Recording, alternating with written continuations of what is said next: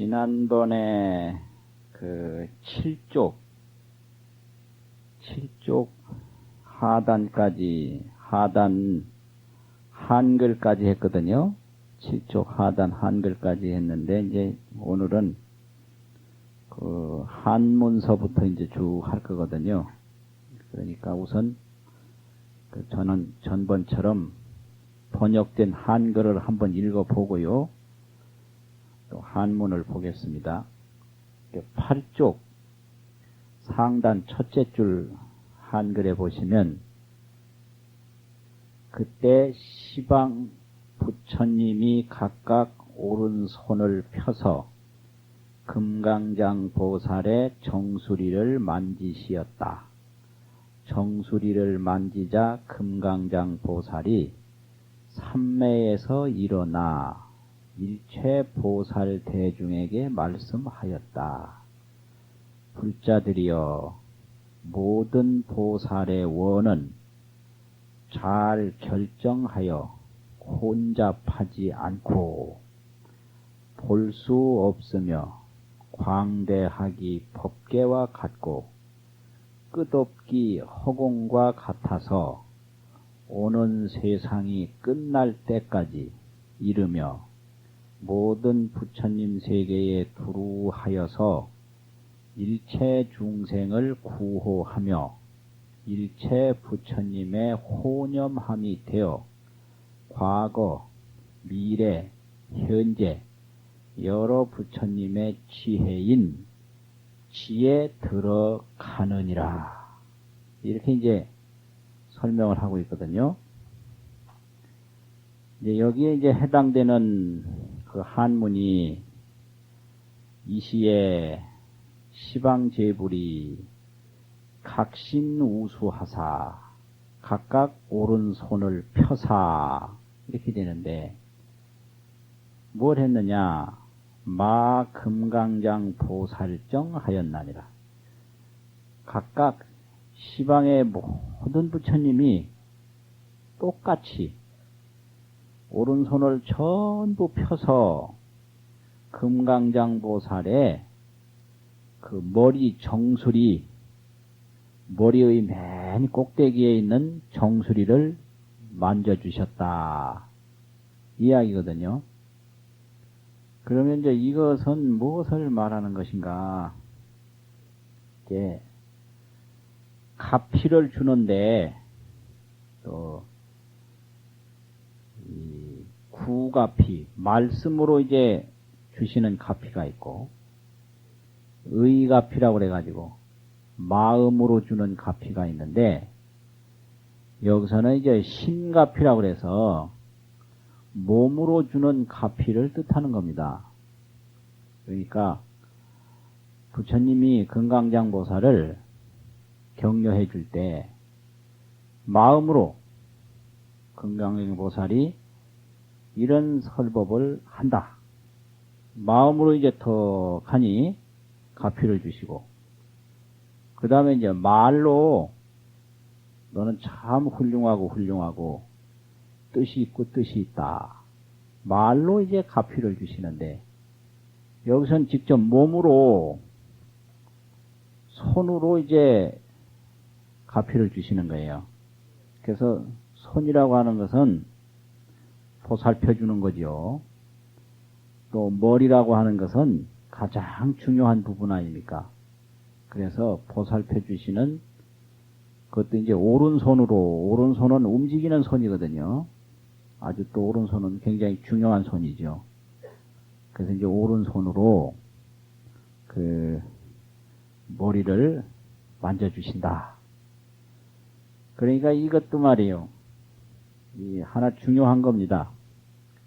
누가 누구를 격려할 때 생각으로 격려하고 말로 격려하고 손으로 격려하고 이럴 필요가 있는 거예요. 손으로 머리를 쓰다듬는 거는 좀 문제가 있다고 그러지만은 손을 잡아준다든지 등을 쓰다듬어 준다든지, 하여튼 이 어린아이 같은 경우에는 하여튼 이게 손으로 몸으로 격려를 해준다 이거예요.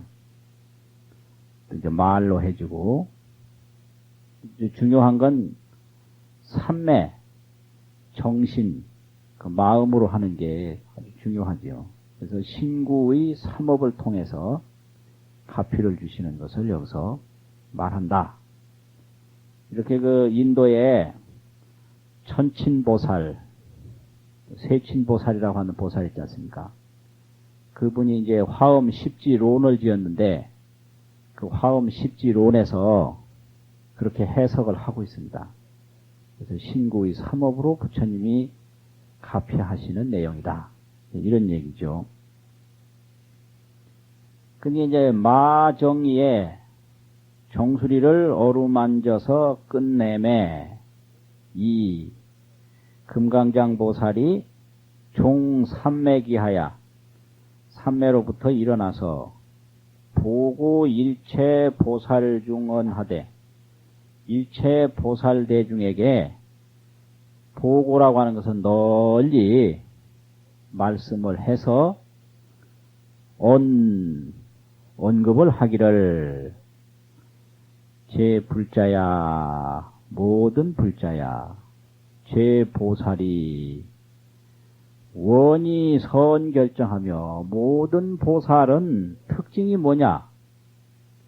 원이 아주 잘 결정된 사람이다. 원이. 그래서 이 원하는 거라고 하는 것은 정상욕이라고도 하는데요. 보통 그냥 잡스러운 욕망이 아니라 앉았다가 일어나고 싶은 거. 잡스러운 욕망이 아니라 아주 뜻이 있는 거, 높은 거 있잖아요. 정상. 그게 이제 원이거든요. 원하려면 아주 조그마한 거, 소소한 거, 아주 이제 아무것도 아닌 거, 이런 게 아니고, 뭐, 누가 원이 뭐냐라고 그러니까, 저 산에 한번 올라갔다 내려오는 거다. 뭐 이런 거라든지, 또 어떤 사람 원이 뭐냐 그러니까, 온 가족이 모여서 밥 한 때 먹어보는 게 원이다. 늘 떨어져 사니까요.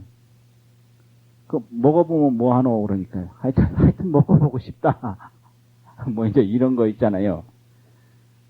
그런 게 아니고 아주 살아남는 것보다 더 유익한 거. 그러니까 생존 욕망이 있고 그 정신 욕망이 있는데 그래서 인간만이 가질 수 있는 거거든요. 그래서 생존보다 더 유익한 거. 그게 아주 중요한 것이죠.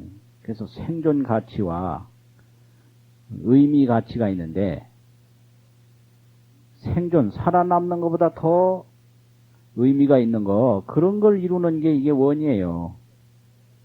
그러니까 그 원을 이루기 위해서는 생존을 포기할 수 있고 생존을 조절할 수 있는 거죠. 그게 보살이거든요. 그래서 원이 없으면 그건 생존 조절이 안 돼요. 생존은 절대적이거든요. 그래서 그 원이라고 하는 것은 생존 욕망보다 더 격이 높은 거다 이거죠. 그래서 생존보다 더 의미가 있는 그러한 추구하는 것이 원이다 이거거든요. 금년에 연하장을 뭐 업무상 많이 받았는데 어떤 건 잘 열어보지도 못하고 그냥 나가는 게 도래했는데 잘 이름도 모르는 사람 건 별로 안 열어보고 왔다 확인만 하면 되고 그래서 유명한 사람이고 그래서 열어봤더니 아주 그 연하장을 참 잘 썼어요. 금년에는 생존 이상의 의미를 이루는 한 해가 되십시오 이렇게 썼더라고요. 생존 이상의 의미를 이루는 한 해가 되라. 그거 얼마나 재미있는 말이에요. 아주 감명 깊게 그걸 읽었어요. 그가 뭐 돈을 번다, 출세한다, 뭐 하는 생존을 위해서 하는 거거든요. 그러니까 생존 이상의 의미. 그게 원이거든요. 그래서 보살은 생존 이상의 의미를 이루기 위해서 사니까 생존이라고 하는 것은 조절할 수가 있는 거죠. 오늘 그냥 죽어야 할 입장이 되면 죽을 수 있고, 그 원을 이루는 데 도움이 된다면 죽음도 아주 즐겁게 선택을 하는 거예요. 또 원을 이루는 데 도움이 된다면 삶도 선택하고, 그래서 삶과 죽음은 선택사항이지 절대사항이 아니다. 그게 원입니다. 그러니까 이제 서가모니가 뭐 돌을 닦을 때 뼈도 말을 태우면 마르고 뭐 가죽도 뭐 말을 태우면 말아라. 죽을 테면 죽어라. 나는 내가 하고자 하는 것을 꼭 하겠다. 이게 이제 그런 의미거든요.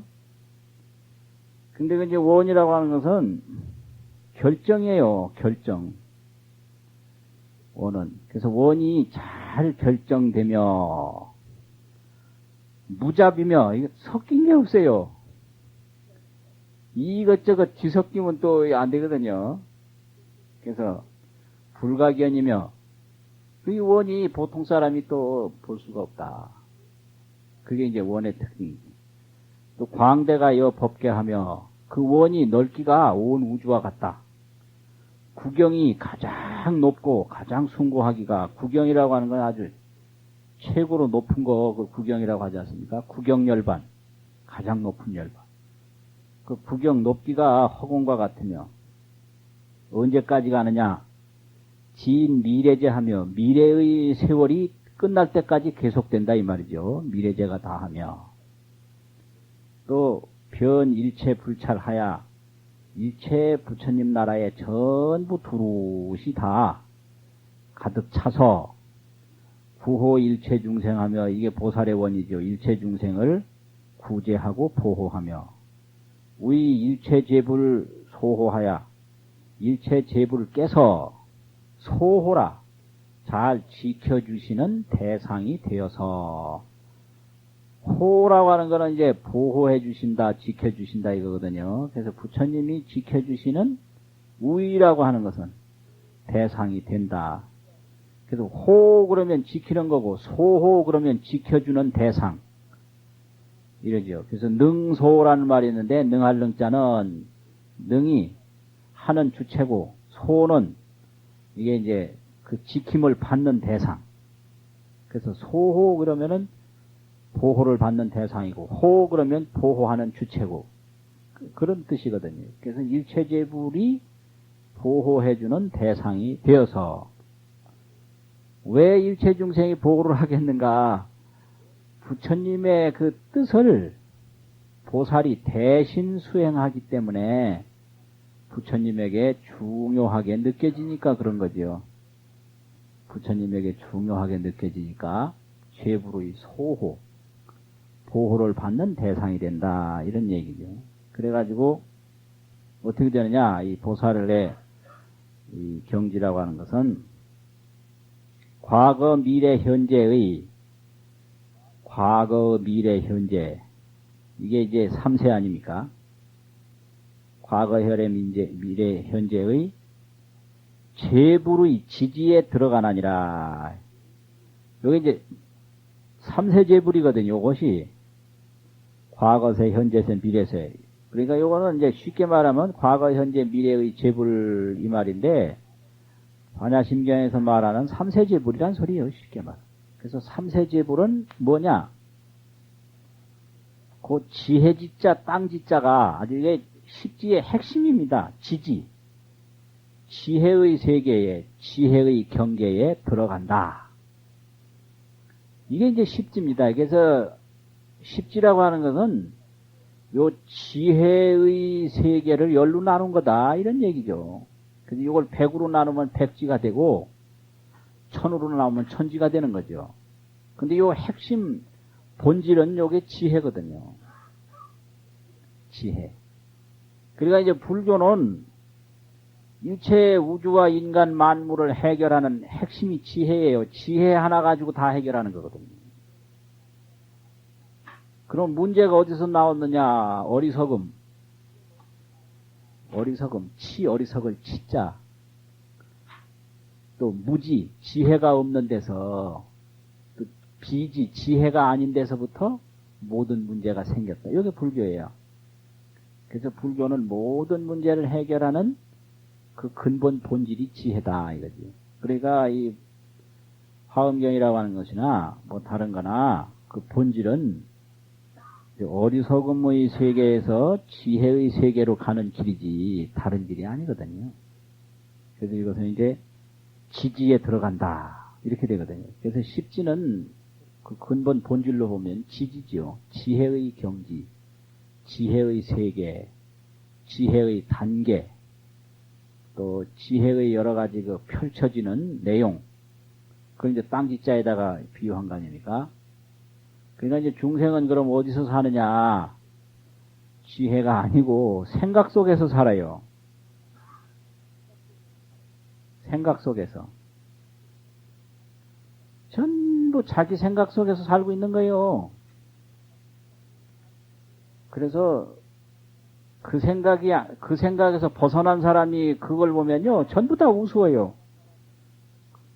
그래서 이제 나는 내 생각 속에서 살고 저 사람은 저 사람 생각 속에서 사니까 저 사람 생각에서 내가 일단 빠져나왔잖아요. 그래가지고 또 저 사람 하는 짓을 보면 다 우스운 거예요. 또 저 사람이 나를 보면 또 우습고. 서로 우스운 거예요. 서로 웃어. 그러니까 아내는 아내대로 자기 생각에 지금 빠져서 정신없이 돌아다니거든요. 남편은 또 자기 생각에 빠져서 정신없이 돌아다니고. 그래서 이제 아내가 남편을 보면 우스운 거예요. 지금 뭐 하려고 저 짓을 하나. 또 이제 아내가 남편 보면 또 웃은 거예요. 뭐 하려고 저 짓을 하나. 참 우습다. 그게 왜냐면 자기는 일단 거기서 생각으로 나왔기 때문에 그래요. 근데 한번 빠진 사람은 모르는 거거든요. 그래서 생각이란 뭐냐? 자기 얼굴과 같아요, 얼굴. 그래서 얼굴이라는 게 다른 사람에겐 다 보이는데 자기에겐 안 보이거든요. 그래서 자기 생각도 다른 사람은 다 보고 있는데 저는 못 보는 거예요. 그러니까 내가 뭐 어디에 막 그냥 빠져가지고 막 좋아하잖아요. 그러면 그냥 자기는 거기 빠졌기 때문에 그것밖에 안 보여요. 그래서 자기가 빠져있는 줄 본인이 모르거든요. 근데 다른 사람 보면 금방 알아요. 자식에 빠졌는지, 사랑에 빠졌는지, 재물에 빠졌는지, 명예에 빠졌는지, 다른 사람은 금방 아는데 저는 모르는 거예요. 평생 죽을 때까지 몰라요. 이게 아주 희한한 거예요, 희한한. 그래서 내 눈에 자기 얼굴 안 보이잖아요. 그래서 자기 얼굴과 똑같이 본 일은 한 번도 없거든요. 거울 보고 보는 건요, 이게 오른쪽 볼이 왼쪽 볼로 보이고, 좌우가 이게 완전히 뒤바뀐 거 보이는 거지, 똑같은 거 안 보이는 거예요, 이게요. 그렇잖아요. 이것이 이렇게 바뀌어가지고 보이는 거 아니에요. 그러니까 비슷한 거 보는 거지, 실제 똑같은 거는 한 번도 본 일이 없거든요. 그러니까 이제 문제는 이 지혜의 세계, 이게 십지다라는 거죠. 그래서 지혜가 펼쳐지는 것은 이렇게 펼쳐질 수가 있다. 또 요것만이 아니고요. 무궁무진하게 펼쳐질 수 있는데 그 대략적인 걸 설명하니까 이렇고, 그래서 끝마침에 다 말하려면 뭐 끝이 없지만 간략히 이 정도로 끝을 낸다, 이런 식으로 다 설명하거든요. 끝이 없지요. 그러니까 해묵서의 부진이란 말이 있는데, 바닷물을 먹으로 삼아서 다 써도 모자란다. 이게 해묵서의 부진이. 그냥 태평양 바다라는 이게 5대양의 바다가 얼마나 많아요, 바닷물이. 그걸 전부 먹으로 삼아가지고 써도 다 못 쓴다는 거예요. 해묵이란 말이에요. 바닷물로서 먹물을 삼아서 쓴단 말이에요. 글서자. 글서자요, 글서. 해묵서. 해묵으로 다 써도, 바닷물이 다 마를 때까지 써도 부진이라 다 못 쓴다 이거죠. 예? 아니요, 말리을 이자요. 해묵서의 부진이라. 그게 이제 지지라 이런 애거든요. 그 다음에 이제 또 8페이지 한글을 보면요. 불자들이여 어떤 것을 보살마살의 지혜의 지라 하는가. 여기 지지라고 딱 나와 있잖아요. 지혜의지. 그래서 십지라고 하는 걸 비유지요. 10가지 땅. 그럼 10가지 땅이라는 게 뭐냐? 바로 지혜의 땅이다. 지혜의 세계다 이 말이죠. 땅이라는 거 비유거든요. 지혜는 땅이 아닌데 땅에서 모든 게 나기 때문에 땅에다가 비유한 거지. 그래서 10이라고 하는 건 숫자고 땅지자라고 하는 건 비유다 이 말이죠. 그 본질은 지혜다 이거죠. 지혜. 그래서 이제 지혜의 지라 하는가 불자들이여 보살마살의 지혜인 지혜 10가지가 있으니 과거 미래 현재의 부처님들이 이미 말씀하였고 장차 말씀할 것이며 지금 말씀하시나니 나도 그렇게 말하노라. 무엇이 열인가?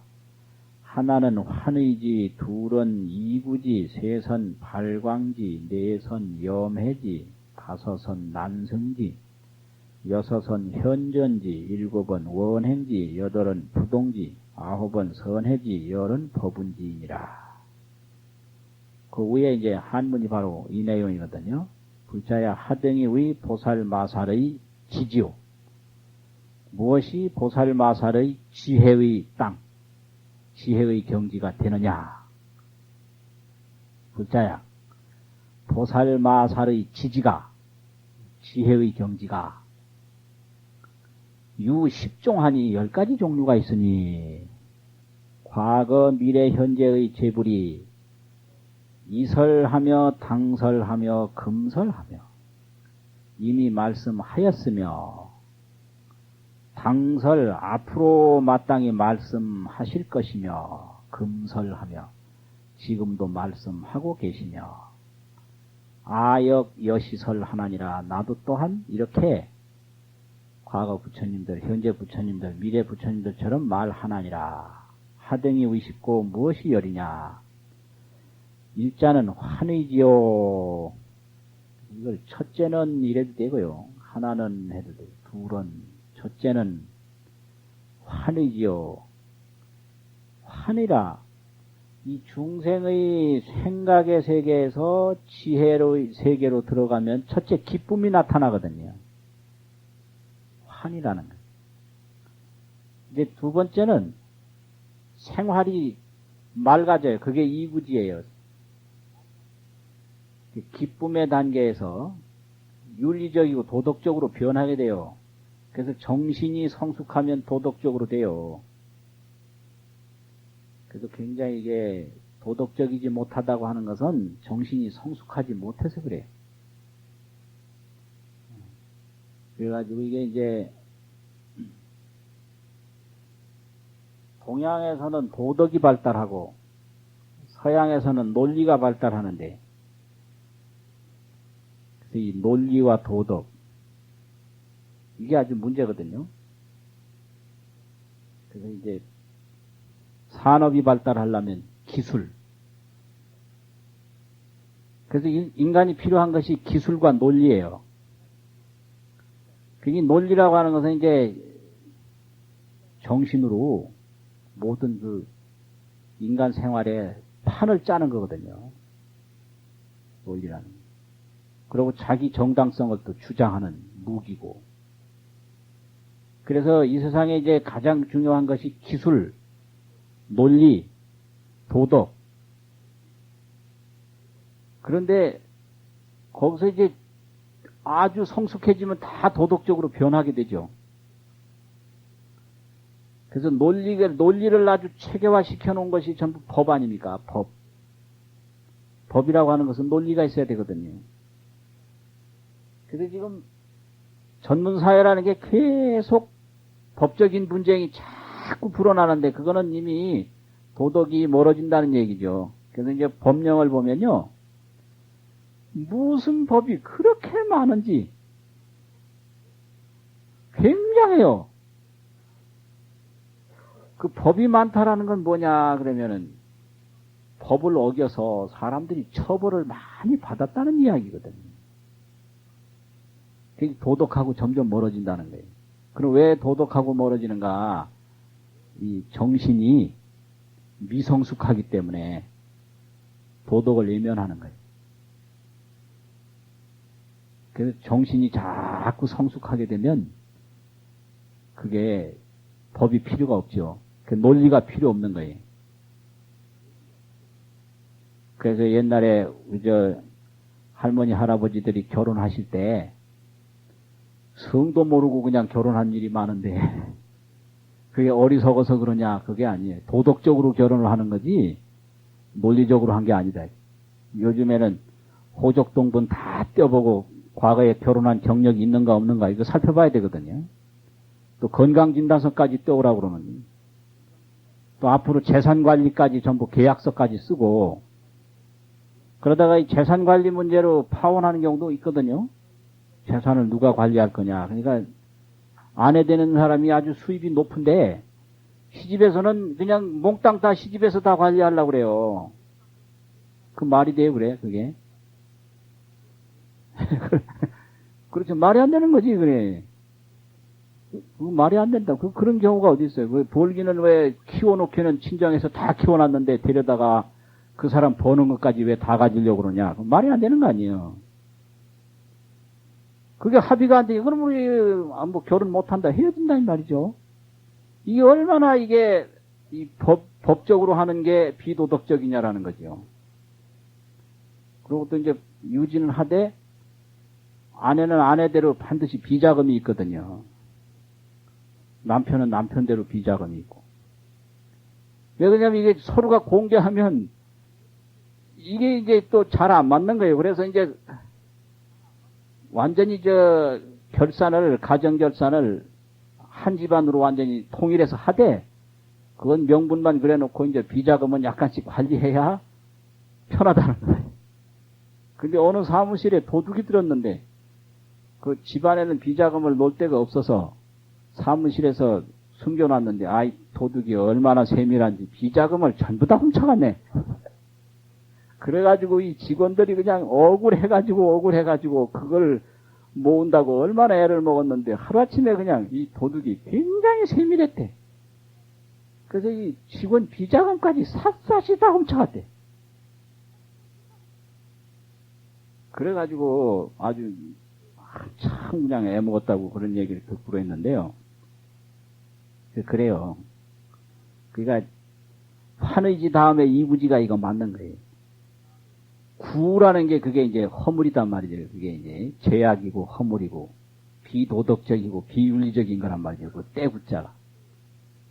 그 환의로운 경지를 겪으면 정신이 향상되니까. 정신이 향상되면 도덕적으로 되는 거예요. 그러니까 환의지, 이구지. 이제 그 다음에는 발광지. 그 지혜의 빛이 확 드러난다. 염해지 지혜가 점점 이제 더 드러나고, 난성지. 보통 중생들은 할 수 없는 걸 한다. 이게 이기기 어려운 걸 이긴다. 이게 난성지거든요. 현전지. 이제 점점 더 넓게 나타나는 거죠.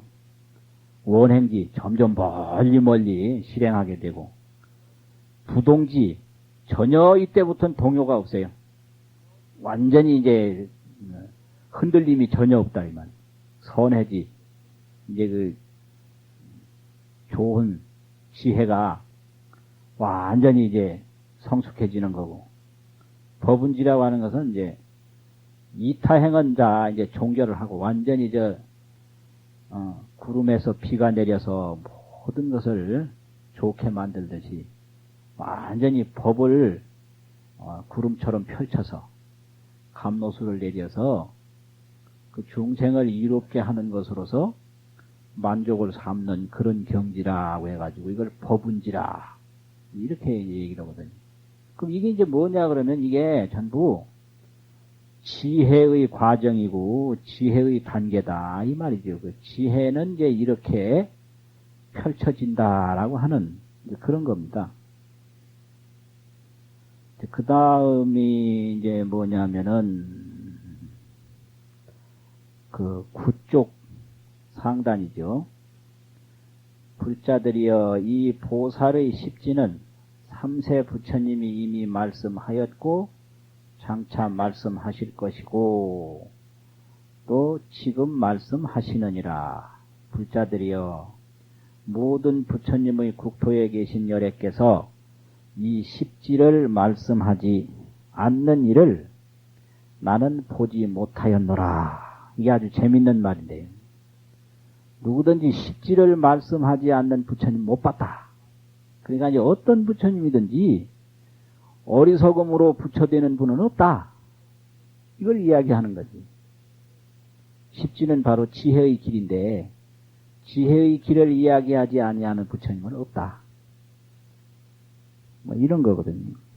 그래서 이제 불자들이여 모든 부처님의 불국토에 계신 열애께서 이 십지를 말씀하지 않는 일을 나는 보지 못하였노라. 무슨 까닭인가? 이것은 보살마살이 보리로 가는 가장 좋은 길이며 성불 깨달음으로 가는 가장 좋은 길이며 또한 청정한 법의 광명의 문이니 이른바 보살의 모든 지라고 하는 것, 경지, 단계, 세계 이런 거죠.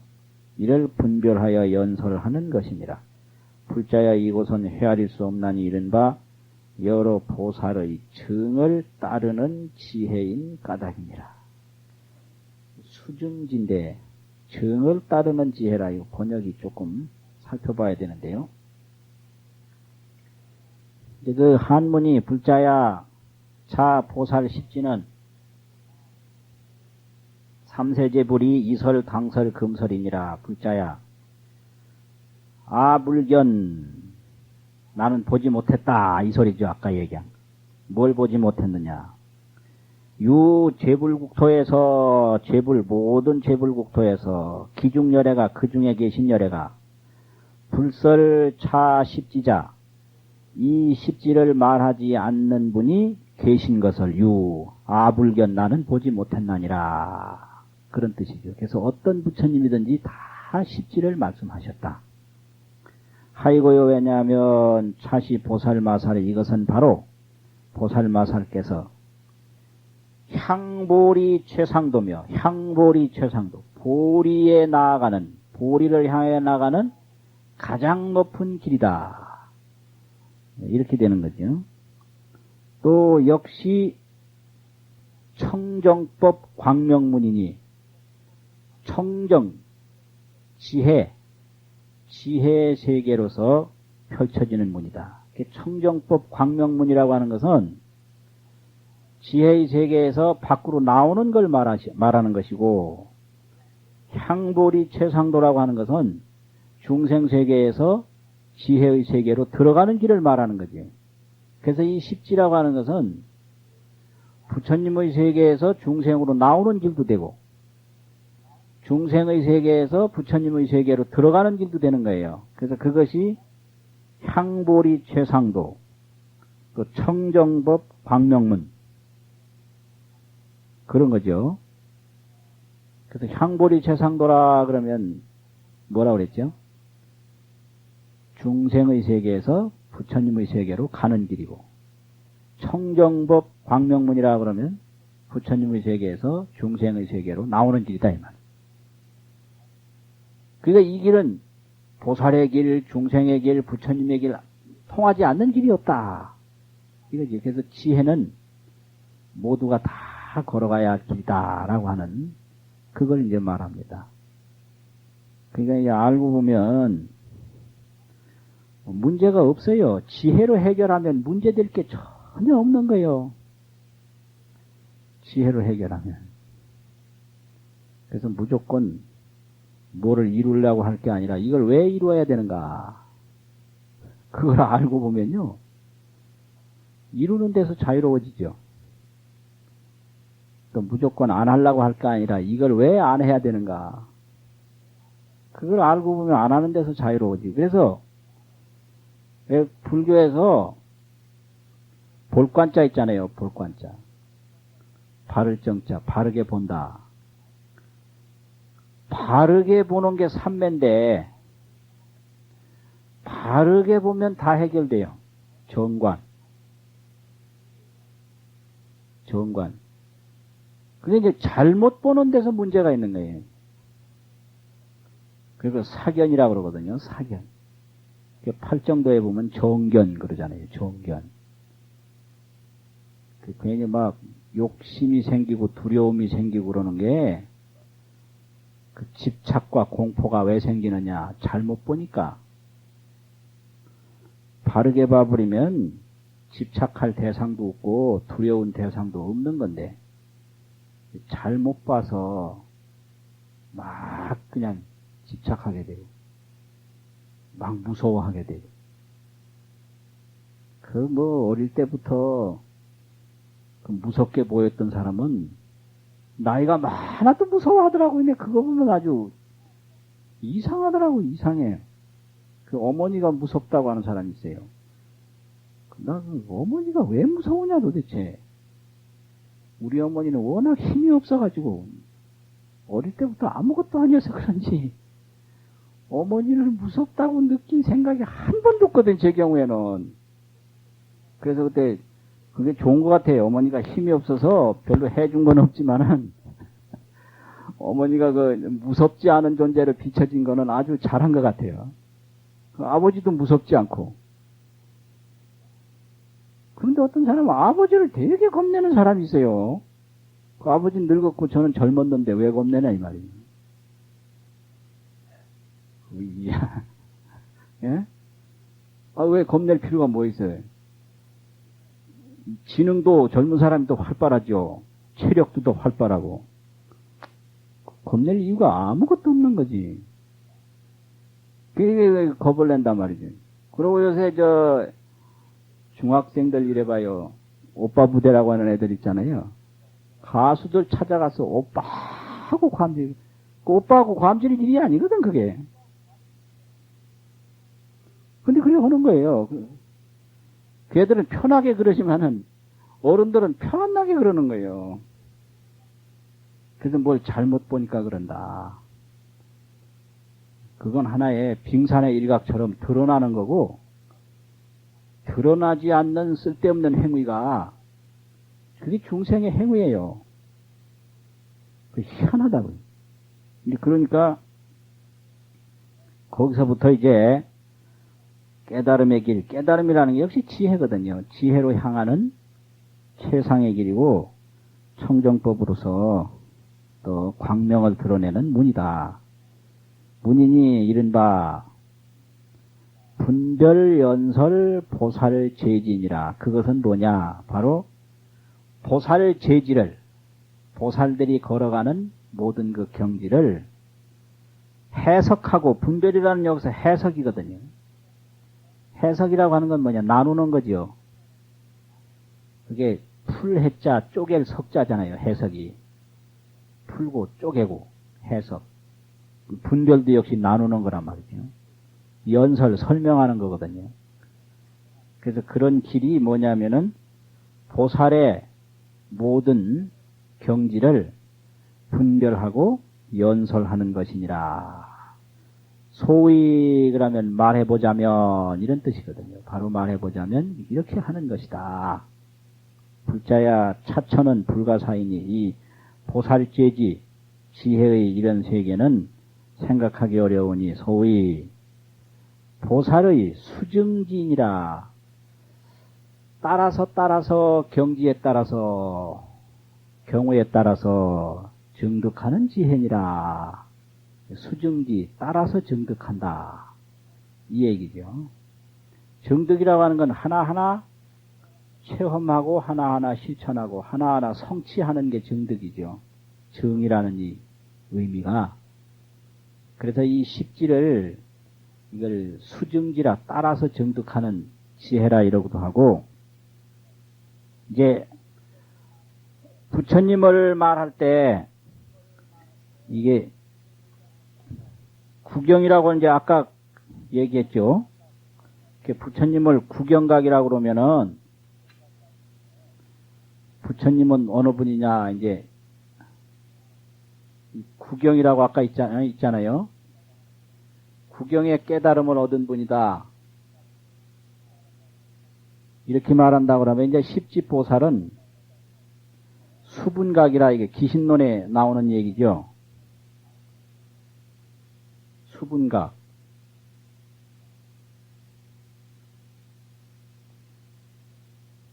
수분이라고 하는 얘기는 깨달음은 깨달음인데, 초지의 깨달음, 깨달음 역시 지혜거든요. 그래서 초지보살 지혜, 이지보살 지혜, 삼지보살 지혜가 틀리니까, 그 분수에 따라서, 그 분상에 따라서 틀린다. 그게 이제 수분각이에요. 각인데, 이제 여기서 이제 수중지라고 하는 것은, 그 따라서 정득한 지혜고, 그 분수에 따라서 정득한 지혜다. 그걸 이제 말하는 거거든요. 그래서 이것은 지혜는 크게 보면 지혜가 없는데, 지위가 없는데, 그 수분, 분에 따라서, 분수에 따라서 이루어가는 과정으로 볼 때 지혜를 지위로서 설명한다. 뭐 이런 이야기죠. 그 다음에는 이제 뭐냐, 이제 개성인데요. 그 다음에는 이제 10쪽에 보면 상단에요.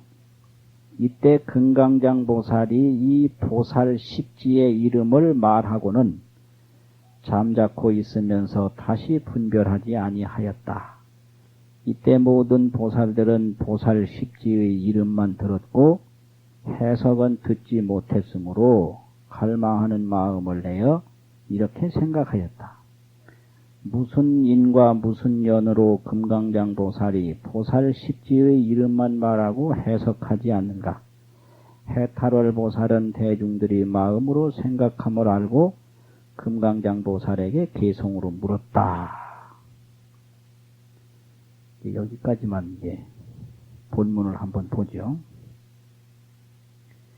이 시에 금강장 보살이 설차 보살 십지 명의하고 이 보살의 십지 이름만 설명해 마치고 무견이 주하며 묵묵히 머물며 불부 분별하였나니라. 다시는 해석하지 아니했나니라. 분별 여기서는 다시는 연설하지 아니했나니라. 시시에 일체 보살 대중이 문 보살 십지명하고 보살 십지의 이름을 듣고 불문 해석하야. 해석하는 말씀은 듣지 못해서 문 십지명하고 불문 해석이라. 환의지 그러면 환의지라고 하는 그 이름만 듣고 환의지가 무엇을 뜻하는가 해석은 못 들었다 이거죠. 그래서 함생 가랑하야 다 가랑심을 내서 여기가 이제 아주 재미있는데 대중심가랑이란 말 있잖아요. 청법할 때 대중이 마음으로 아주 가랑한다. 목마르게 우러러본다. 이게 가랑이거든요. 가랑. 그래서 구하는 마음이 아주 간절한 걸 가랑이라고 그런다. 그 가랑심을 내서 착 여시험하되 이와 같은 생각을 하되 다음과 같은 생각을 하되 하인하연으로 무슨 인 무슨 연으로 금강장 보살이 유설 보살 십지명하고 보살 십지명만 유설하고 오직 말하고 십지명만을 말하고 요게 유설이죠. 이영으로 문 금강장 보살하야 왈호대. 이 영자가 이게 받을 영자죠. 영수정이라는 영자. 근데 이게 잘못된 거고요. 그게 이제 어떤 글자냐 그러면은 그 11쪽에요. 11페이지 상단에 보면 거기 그 한문 세 번째 줄에 우이제 불자하야 이설송원호대라는 게 있죠. 그 이설송, 그 송자입니다, 이게. 이게 개송이라는 송자거든요. 그 찾으셨습니까? 11페이지 상단 그 한문 세 번째 줄에 설송. 그러니까 이영으로가 아니고 이송으로, 개송으로서 이설이에요. 그래서 그냥 말로 물은 게 아니고 노래로. 그래서 그 노래가 송이거든요. 그래서 개송. 노래죠, 노래. 시. 식구로 물었다. 개송이 이제 말은 간단하면서 많은 뜻을 가지고 있기 때문에 개송으로 묻는 경우가 많이 있습니다. 그래서 개송으로서 문 금강장보살하여 왈호대 금강장보살에게 물어서 말하되, 이게 이제 왜 이름만 말하고 내용을 말하지 않습니까? 이거예요. 근데 이 말이라는 게요, 두 가지가 있고요. 법이라는 것도 두 가지가 있다고 그래요. 말과 법의 두 가지 특징이 있다. 첫째는 나는 실행하지 아니하면서 말만 하는 말이 있고요. 예? 아버지가 아들을 보고 나는 부모한테 효도를 못했지만 너만은 좀 효도를 해봐라, 뭐 이런 식으로. 그거 있잖아요. 나는 지금까지 게을르게 살았지만 너만은 좀 부지런하게 살아봐라, 뭐 이런. 그래서 자기는 실천하지 아니하면서 이제 말로만 하는 그런 말이 있고, 둘째는 그냥 몸소 온 생활로 실천할 뿐이지 말은 별로 안 하는 그런 게 있어요. 그래서 말이 앞서고 행위가 뒤따라가는 거가 있고, 행위가 앞서고 말이 그렇게 신경 안 써지는 그런 말이 있다. 그래서 이 동양은 도덕사회이기 때문에 논리는 별로 신경을 안 쓰거든요. 그래서 말없이 실천했다 뭐 이런 게 있잖아요, 지금도. 근데 서양은 논리가 앞서고 이 실천은 뒤거든요. 그래서 이 점이 크게 다른 점이에요. 문화가 말이 먼저냐 실천이 먼저냐. 지금까지도 좋은 일을 했어도 말을 이제 자꾸 앞세워서 똑 떨어지게 하면 그 사람 기피 인물이에요. 그게 이제 아직까지 동양의 흐름이에요. 그러니까 저 사람은 다 좋은데 말을 너무 야무지게 하는 게 탈이다 이러거든요. 그래서 말 너무 야무지게 그냥 똑 떨어지게 하면 싫어해요. 특히 아랫사람이 그러면 싫어해요. 묻지도 않는 말 했다간 아주 골치 아프다고. 싫어해요. 나도 싫더라고요, 보니까 그런 게. 싫어요. 이제 업무 보고를 쭉 봤는데요. 실무자한테 중요한 이야기를 듣고 싶은데 옆에 조금 직급이 높은 사람이 앉았다가 끼어들더라고요. 그냥 밖으로 나가라고 할까 말까 하다가 그냥 놔두고 내중에 뭐라고 했는데, 아이고, 나한테 보고하는 시간에 왜 옆에서 끼어드냐고. 묻고 싶은 거 있으면 다음 시간에 묻든지. 또 바로 차 상급자가 하나 질문하려면 미리 공부를 해가지고 질문하지. 맹탕으로 어떻게 묻느냐. 그러면 상급자가 누가 밑에 실무 보는 사람이 인정을 하겠느냐고. 뭐라 그랬거든요. 그냥 공부 안 하고 덮어놓고 물으면 실무자가 이걸 형편없이 보니까 절대 그러지 말고 하나를 묻기 위해서는 몇 시간씩 공부를 해가지고 물어라. 공부 안 하고 어떻게 그냥 묻느냐. 남의 집 전화번호 묻듯이 그래 묻지 말라고. 그랬거든요. 그래, 그 다음에 조금 낫더라고요. 그러니까 이게 행정 업무라는 거 볼 게 아니에요. 그거 보는 사람 다 우스운 사람이에요. 그거 봐가지고 절대 그게 제대로 살아남기 힘들어요. 어디에 걸리든지 걸리게 돼 있다고. 그건.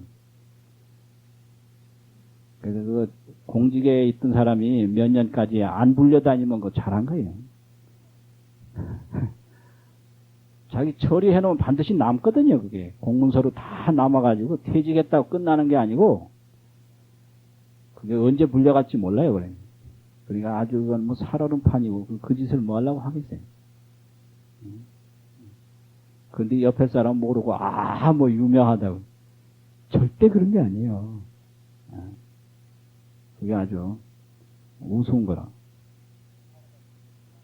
뭔 말하다 여기 말했어요? 예? 말. 예. 말. 그러니까 이 십지가 이렇게 중요한데 왜 이름만 말하고 설명을 안 했는가 이거예요. 이게 이제 동양의 아주 중요한 점이에요. 이렇게 중요한 이야기인데 이름만 떡 말해놓고 설명 안 해요. 그러니까 중요한 내용일수록 그 말하는데 별로 신경을 안 쓴다. 그대로 이제 실천하고 성취하고 그 실상을 갖추는 게 중요하지 그 설명은 그게 그 다음 일이거든요. 그래서 중요한 내용일수록 스스로 갖추고 스스로 이루고 스스로 그걸 나타내는 게 중요하지 설명은 그 다음이다. 그게 하나가 있고 또 하나는 말을 해봤댔자 전부 자기 생각으로 알아듣기 때문에 제대로 전달이 안 된다. 이게 또 말을 안 하는 또 하나의 특징이에요. 그러니까 뭐 나는 내 마음이 괴로워서 막 하잖아요. 근데 듣는 사람은 안 괴롭거든.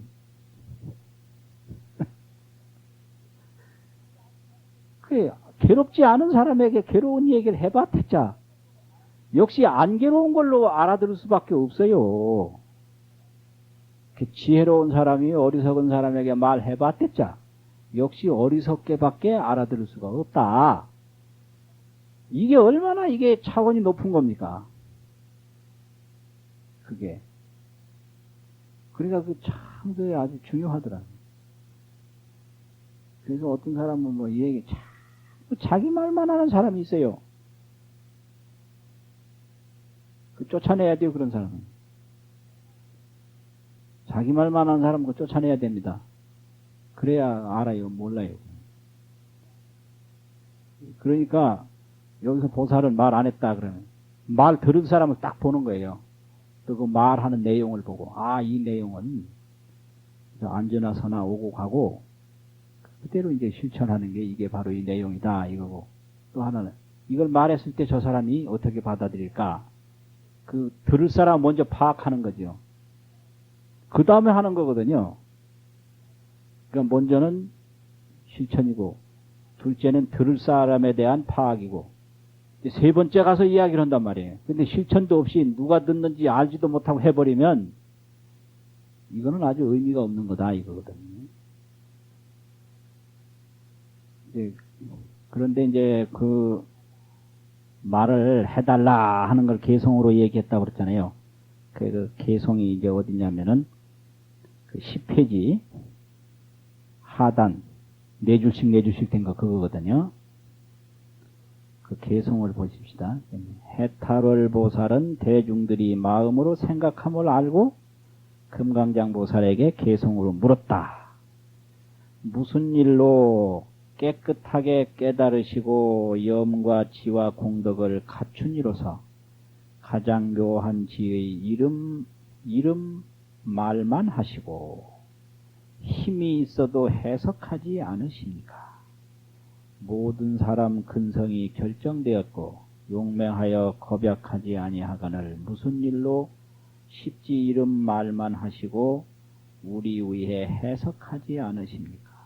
여러지의 심오하고 묘한 이치를 이 대중이 듣기를 갈망하오며 마음도 겁약하지 아니하오니 원컨대 분별하여 말씀하소서. 여기 모인 우리들 청정하옵고 게으름을 여의어 결정하오며 마음이 견고하고 흔들리지 않아 공덕과 모든 지에 갖추었으며 서로 서로 공경하오며 모두들 전일하게 우러르기를 벌들이 좋은 꿀을 생각하듯이 목마르니 감노소를 그리워하듯이 이렇게 법을 구하고 있습니다. 이런 얘기인데요. 역시 이게 번역된 것만 보면 이제 수박을 겉에서 핥는 것처럼 돼가지고 맛이 그렇게 쏙쏙 안 들어와요. 이 번역이 잘못된 건 아닌데 번역은 번역대로 다 했는데도 역시 그런 느낌이 있습니다. 그럼 이제 원문을 한번 보십시다. 하고로 정각이니 무엇 때문에 청정한 깨달음을 가진 사람이 정각이라. 깨달은 마음이고 지혜거든요. 지혜가 이제 맑아 있을 때 맑은 지혜, 맑은 깨달음의 사람. 지혜는 눈동자와 같아서 뭐가 끼면 그건 잡이거든요. 그 번뇌란 말이에요. 근데 이제 금강장보살이 바로 정각입니다. 청정한 깨달음을 가진 사람이다 이 소리죠. 염지 공덕이 구하야. 염지 생각과 지혜의 공덕이 갖추어져서 설 제상묘지에 제상묘의 지위를 말씀하실 것인데 유력이로 돼 불해석이 있고 힘이 있는데도 왜 해석을 하지 않습니까? 충분히 말할 수가 있는데 왜 안 하십니까 이거죠. 일체가 함결정하여 일체 모든 사람이 다 결정심을 내서 용맹하여 무겁약입니다. 그 법을 듣는데 용맹스러워서 법 내용이 깊고 높다고 해서 뒤로 물러간다든지 그런 게 아니고 아주 용맹하여 겁약이 없습니다. 겁내고 약한 마음이 없습니다. 그런데 학으로 설 지명하고 그 십지의 이름만을 말씀하고 이 불의 개연이 있고 개연 열어서 연설하지 않느냐. 불의라고 하는 것은 않느냐 이 말이죠. 말리의자는 어조사지요. 죄지 묘의치를 환의지에서부터 법은지까지 모든 지위의 묘의치 묘한 뜻을 의치라고 하는 건 뜻 아닙니까? 차중이 개용문하야 이 대중이 다 듣고자 해서 기심이 무겁약하니 그 마음이 듣고자 하는 마음이 법약 그 법약이네요. 아까도 법약 그 법에 약함이 없으니 원위하야 원컨대 위해서 법약이란 말이 말이 안 되는데 원문을 가져올 걸 잘못했네. 타이핑이 들어 오타가 있더라고요. 그래서 이게 해석은 어떻게 됐나? 겁약이 맞죠 여기? 그 밑에 10페이지 예? 예, 10페이지 그 왼쪽에서부터 두 번째 단 개송해 보면 그 셋째 줄에 마음도 겁약하지 아니하오니 그렇게 되어 있지 않습니까? 찾으셨어요? 그 10페이지 하단 끝에서부터 하나 둘 셋 넷 다섯 여섯째 줄에 보면은 마음도 겁약하지 아니하오니 이게 겁낼 겁자라에 대해서 맞아요. 겁낼 겁자가 있어요. 여기서 법약이라는 게는 말이 안 되고 겁내고 약한 마음을 갖는다 이거거든요. 이 보면은 저 글자를 다시 또 붙이기도 하고 뭐 바꾸기도 하고 뭐 애를 많이 썼더라고요 보니까 이 타이핑을 새로 했는 모양이에요. 예? 그래도 그런데 그래도 이제 이렇게 다 수정 못한 데가 있더라고요. 그러니까 요 위에도 봐요. 그 떠날 일자 같은 것도 풀로 붙였더라고요. 그러니까 얼마나 애를 쓴 거예요, 이게. 근데 이게 여러 번 해봐야 되는 거예요. 이게 잘 안 되는 거예요. 이제 겁약이 맞아요. 겁내고 약한 게 그게 겁약이에요. 그래서 마음이 겁약심이 없으니 원위하여 원컨대 위해서 분별하소서, 분별하여 말씀해 주소서. 중해가 실 청정하며 대중의 그 모임이 다 청정하며 이해태하며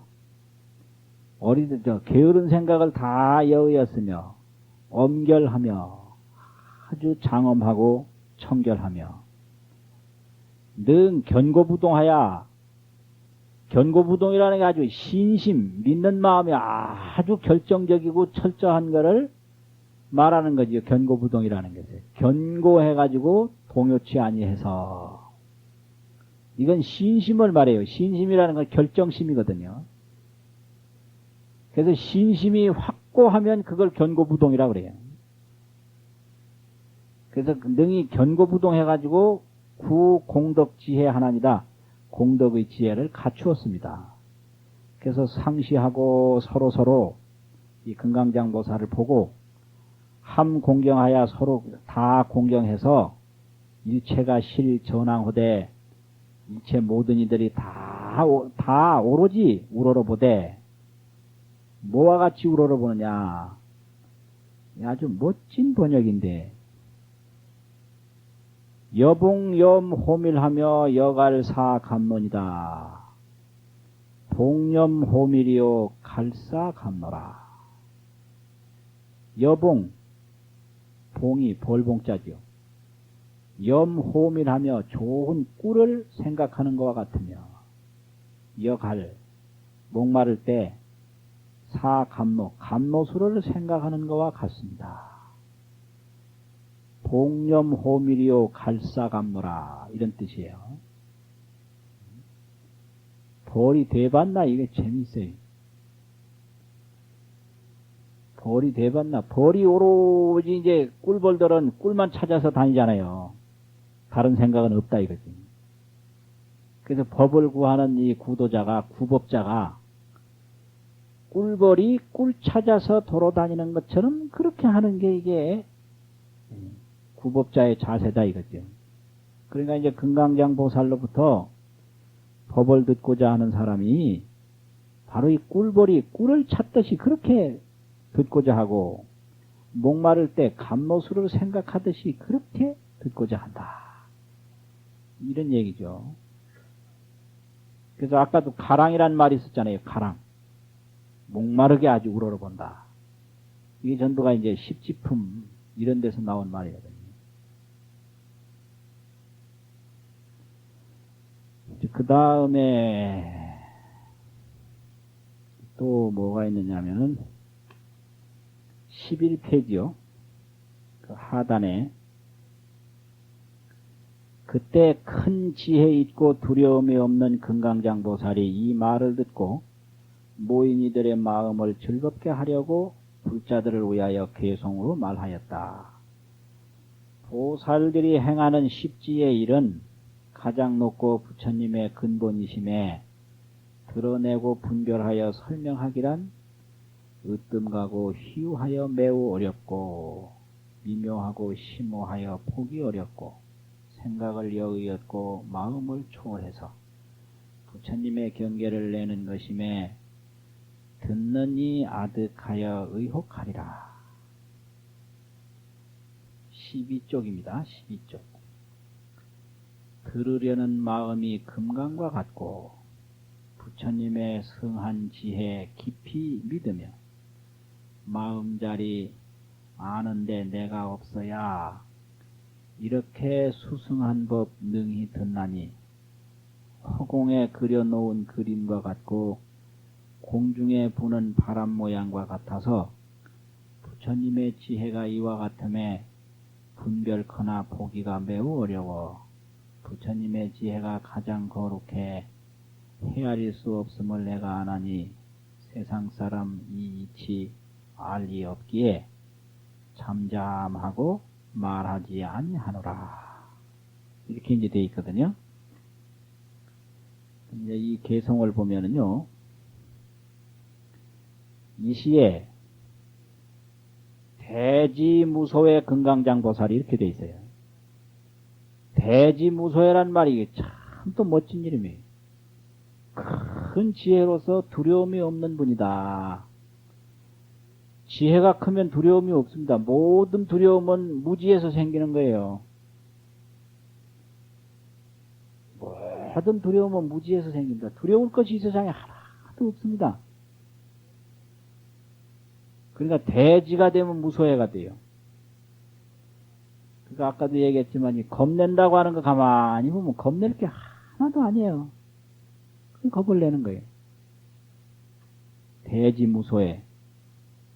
큰 지혜로서 두려운 바가 없는 금강장보살이 문설시하고 이렇게 말하는 것을 듣고 아까 쭉 얘기했잖아요. 법을 설해달라고. 용령중해로 대중의 모임으로 하여금 심환의구로 마음을 기쁘게 하고자 하는 거로 의제 불자야 모든 불자를 위해서 이설 송언오되 개송을 설해서 말하되, 이 개송이라 이 송자라는 거죠. 아까도 이 송자, 영수증이란 영자가 아니다 이거죠. 본래 이게 일본에서 만든 이게 저 대정신수장정인데, 거기는 화엄경 80권 중에 얼마나 교정을 잘했는지 한 10자 미만이에요. 80권 중에. 그만큼 교정이 철저합니다. 그래서 이 경을 한다는 게 얼마나 힘든지 몰라요. 이 책을 만든다는 게 바람 부는 가을날에 마당 쓰는 거와 같다고 그래요. 바람 부는 가을날에 마당 쓸어봐야 해요. 금방 쓸으면 또 낙엽 또 떨어집니다. 하루 종일 쓸어도 하루 종일 낙엽이에요. 그러니까 이걸 고쳐도 또 고칠 게 또 있고, 고쳐도 고칠 게 또 있고. 그래서 옛날에 이게 교정 보는 일을 소엽실이라고 한 적이 있어요. 쓸 소자 이파리 엽자 소엽실. 끝도 한도 없는 거예요. 이게 완벽하게 하려면요. 고쳐놓고 나면 또 뒤돌아보면 또 있는 거예요. 그래서 가을날에 마당 쓸고 돌아서면 또 떨어졌잖아요. 이만큼 어려운 거죠. 이게 이제 보면은 보살 행지사가 보살이 행하는 땅의 행하는 지위의 그 일이 최상 재불 본이니 가장 높아서 재불의 근본이니 현시 분별설이 이게 나타내 보여서 분별에 말하는 것이 제일 희유난이로다. 제일로 아주 무엇보다도 제일로 희유해서 아주 이게 보통 읽기가 어려워가지고 난이로다 어렵다 이거 제일 희유해서 어려움이로다. 미세하야 난가견이며 이건 전부 지혜의 세계이기 때문에 아주 미세해서 보기가 어려우며 가견이라는 건 보는 거거든요. 난가견이라는 건 보기 어렵다. 이념하야 초심지라 생각을 여의어서 마음 땅을 초월했다. 여기서 마음 땅이라고 하는 게 뭐냐. 이게 아주 중요한 문제인데요. 아까는 지지란 말이 있었잖아요. 지혜 땅. 지혜 땅의 반대입니다, 이게. 여기서 심은 중생심이에요. 중생심. 그래서 중생심을 초월했다, 이거. 중생의 생각에 무한한 것이 나타나잖아요. 그래서 그 중생의 생각을 여기서는 심지라고 그런 겁니다. 육조단경에는 중생의 그 본성을 심지라고 그랬거든요. 심지무비 자성계니 뭐 이렇게. 이렇기 때문에 이 한문이 어렵다라는 겁니다. 이 개념이 똑같은 글자인데 경에 따라서 다 틀려요. 그래서 이 심자도 중생심도 심이라고 그러고 본성심도 심이라고 그러고 이게 이제 한문의 포용성과 말하자면은 난해성. 한자의 특징은 포용성이 있어요. 전체를 다 포용할 수가 있는데 또 난해성이 있어요. 이게 이제 장점과 단점이죠. 그래서 여기서 심지는 요 지지와 반대 개념이에요. 지지는 뭐 지혜의 세계인데 여기서 심지는 중생의 생각이다 이거죠. 이건 분별심, 번뇌심, 중생심 그걸 말하고 거기서 이제 지자는 그 중생심이 세계 뭐 이런 거거든요. 그래서 이걸 이제 지자를 다른 표현으로 이제 어떻게 했느냐 그러면 천친보살론 같은 데서는 이제 이 심지를 말할 때 이걸 이제 무슨 말로 썼느냐 그러면 심경계란 말로 쓰고 있습니다. 심경계. 지지는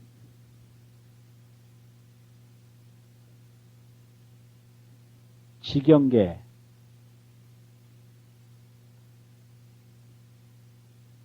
지경계. 경계라는 것도 이제 일반 개념하고 불교 개념하고 전부 틀린데요. 일반 개념에서는 이제 경계선, 이쪽과 저쪽이 뭐 38선이라든지 뭐 국경선이라든지 분계선처럼 이걸 경계라고 하지 않습니까? 그런데 불교에서는 그냥 세계를 경계라고 그래요. 세계. 그 경지의 세계다 이거죠. 경계가. 선 개념이 아니라 그냥 공간 개념이다 이거죠. 이게 전혀 틀려요. 그래서 이제 심경계와 지경계가 있다 이 얘기입니다. 그러니까 이 중생심의 세계가 있고 지혜의 세계가 있다 이 소리예요. 그러니까 이 지혜의 세계는 중생심의 세계를 초월했다라는 거죠. 그래서 이게 초심지라는 말이 참 이게 재미있는 말입니다. 생각으로는 아무리 생각을 해봐야 어디에서 못 벗어나느냐 그러면 자기 이기주의에서 못 벗어나요.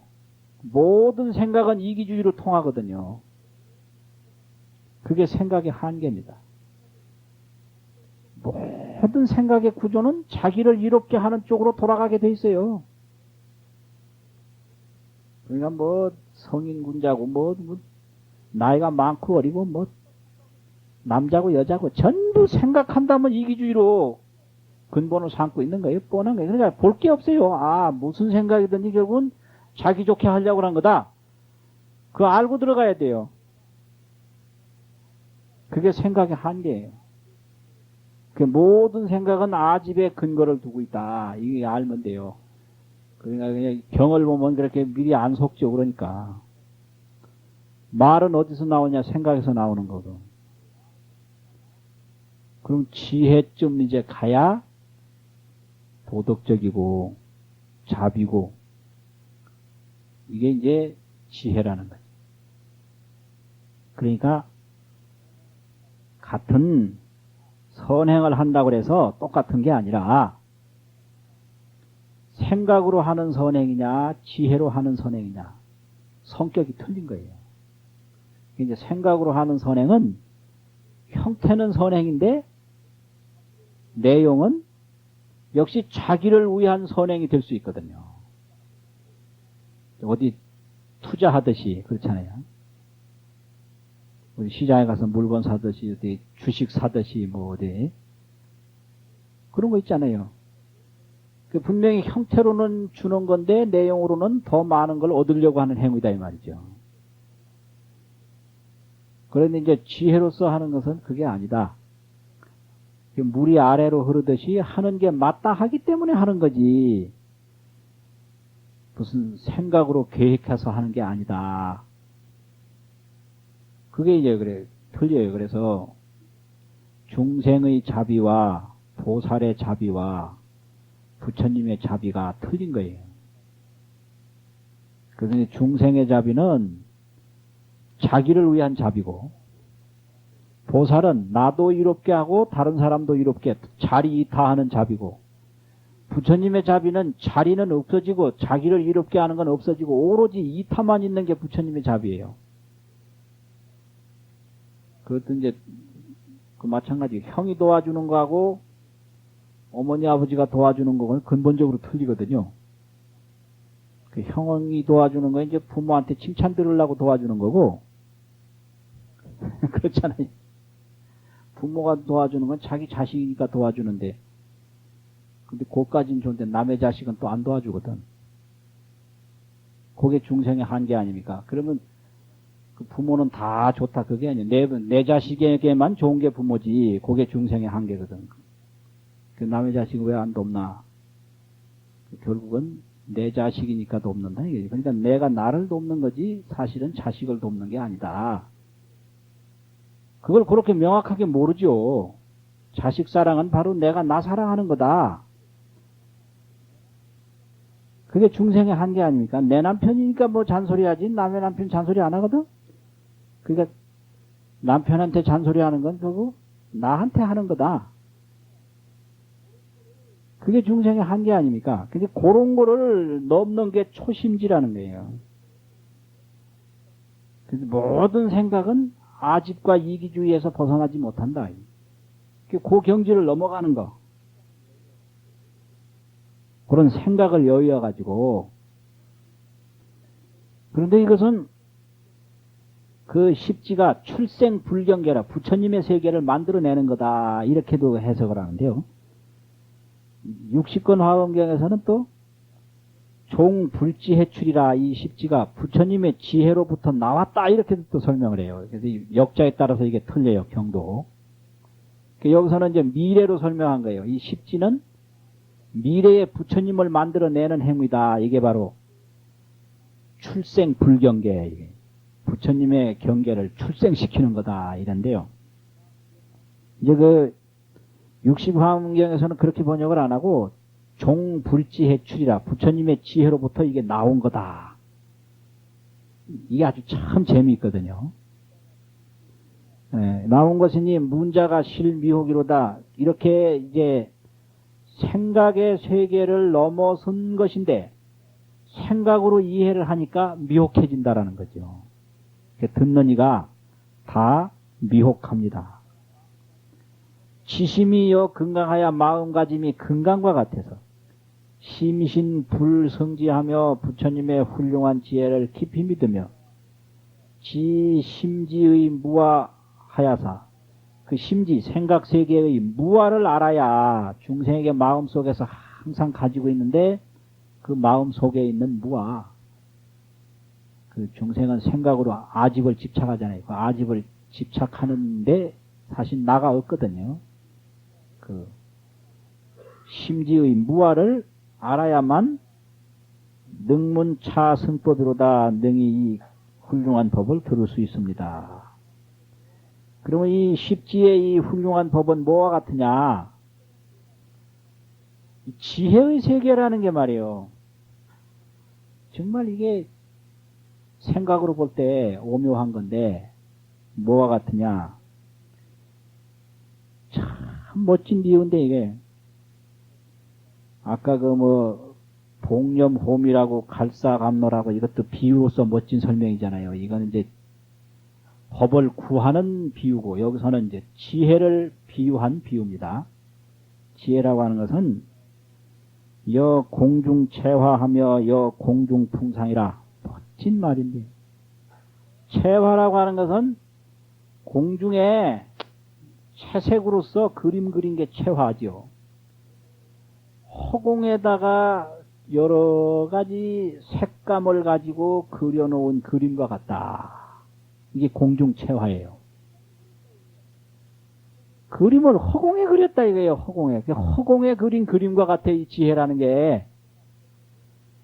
또 공중의 풍상과 같아. 공중의 바람과 같다 이거죠.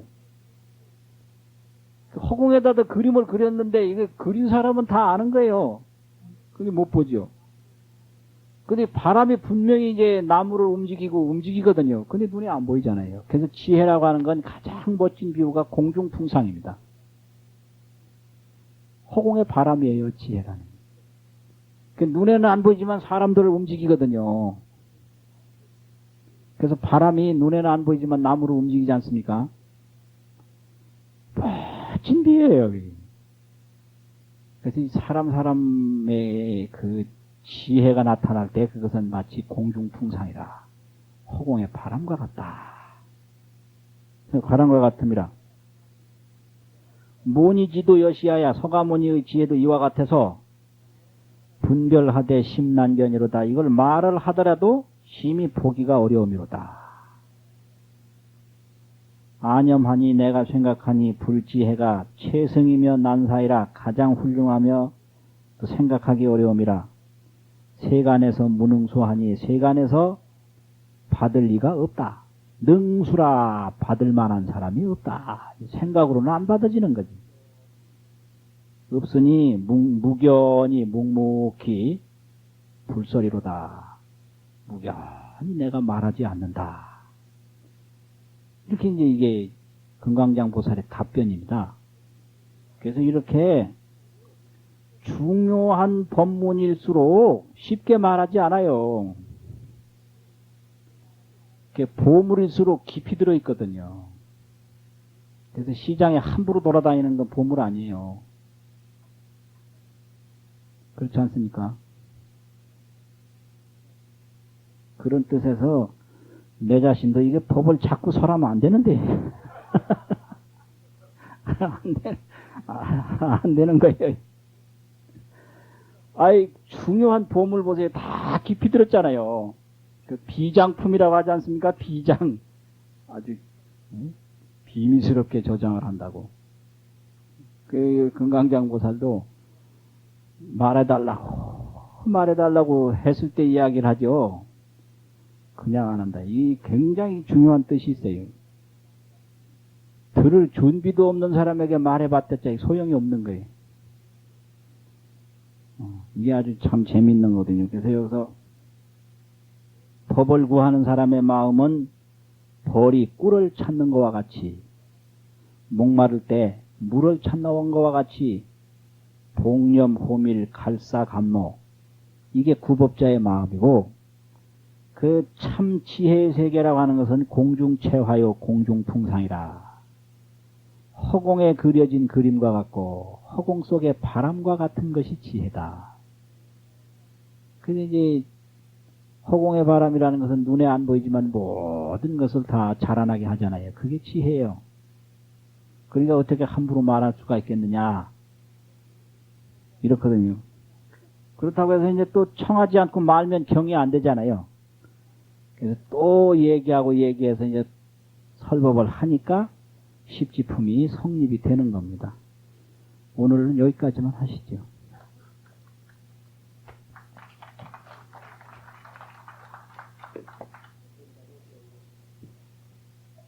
모두 자리에서 일어서 주시기 바랍니다.